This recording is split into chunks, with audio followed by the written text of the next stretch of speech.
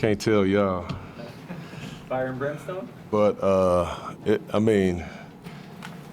we get down 15, man, and it was just like two different teams, from the other day to today. But I did tell them at halftime, if, we take care of the basketball, quit letting them get offensive rebounds, second chance points, we'll have a chance to win the game.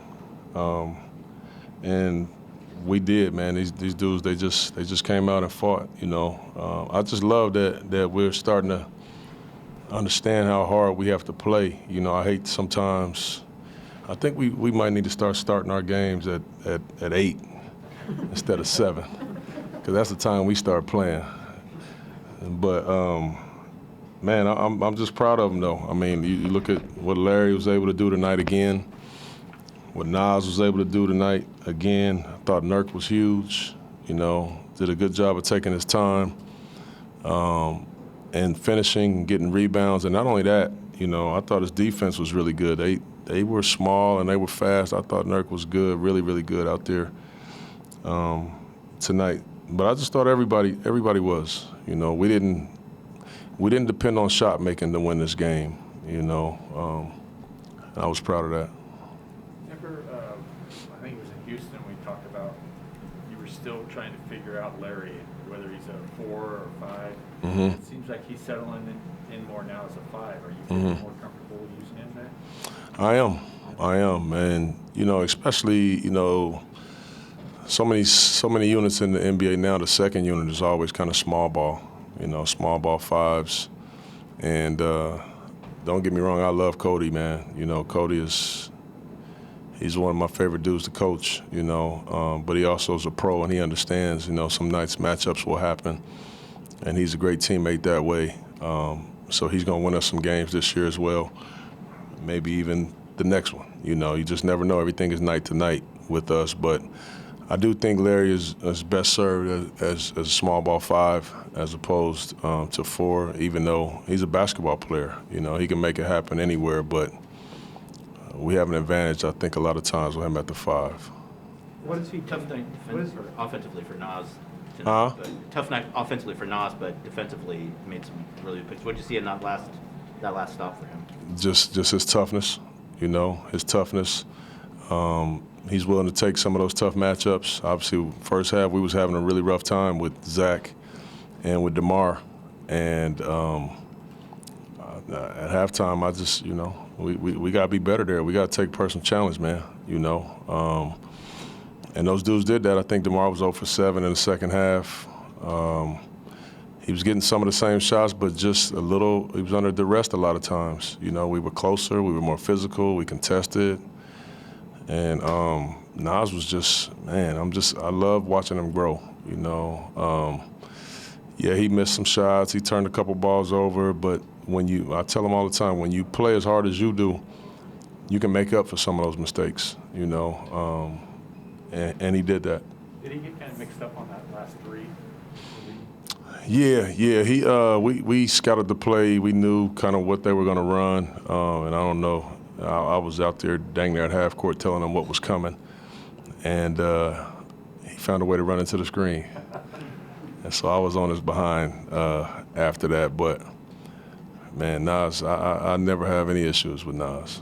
Second straight game, it feels like we've really seen the fight on display in this team, their ability to come back from 20 down. What's the intangible thing happening, especially with that lineup that you went with and like 136 left, that is leading to that fight being successful?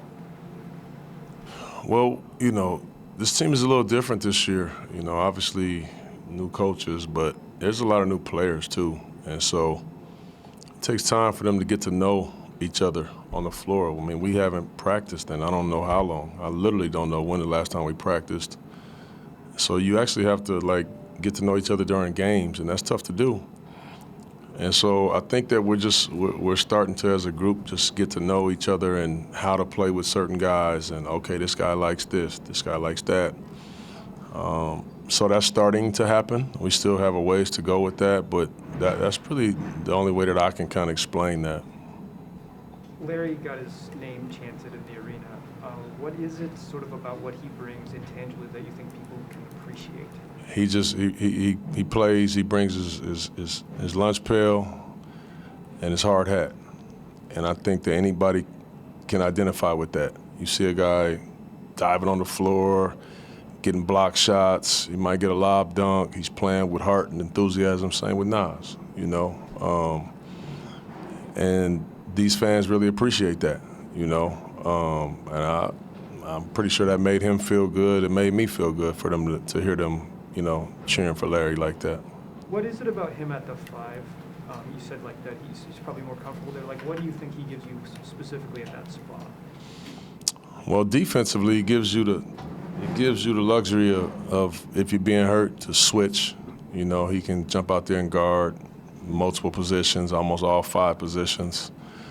And even if we're not switching and we're playing in our regular coverage, he can get out there and guard in the coverage for 1 or 2 slides and also still get back to his man to get on the glass. And then offensively, he just knows who he is. You know, you kick it to him, he's trying to look for the next action. You know, he's not trying to just score, or he just knows who he is, man. And that's a luxury. Do you look at this now that you have found the solution there where you play him, or is it still going to be kind of fluid? He plays some 4, plays some 5. It depends on the game. Obviously, you know, as a coach, you know, you're just looking to have confidence, you know, in all the players and what you see them as, what they're doing. Obviously, I have a ton of confidence in him playing, you know, the small ball 5. I mean, when he came here, I wasn't sure if he was, you know, a 4 that can play some 5 or a 5 that can play some 4 at this point. And right now, I think I'm pretty confident that he's a 5 that can play 4 too, but better served at small ball 5. We're going to go to Zoom real quick. Take one from Krista Saltis. Go ahead, Krista. Hello, Coach. Congratulations on the win. Thank you. What do you like most about the way that your team reacted through the adversities of the game and you bounced back in the second half? What did you like most about that? I just like that we got tougher. You know, we got tougher as the game went on. We kept getting hit. These guys were coming out and they were just knocking down three-point shots.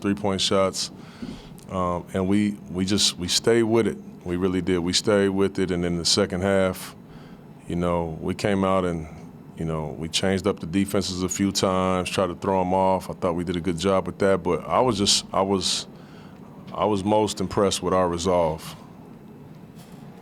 Chauncey, what's the difference, you know, 7-1 now at home, you know, just what is kind of that difference with this team's energy at home? I mean, when you get to play in front of a fan base like this, it helps, man. I mean, it really does. It's an advantage.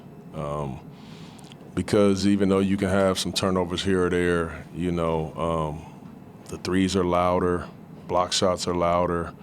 You know, you get a transition basket, it's just one basket, but it feels like probably 2 or 3 sometimes. It gets so loud. Defensive stands and things like that. I mean, the crowd is so loud. You know, they're having a tough time calling plays out. It just makes a difference.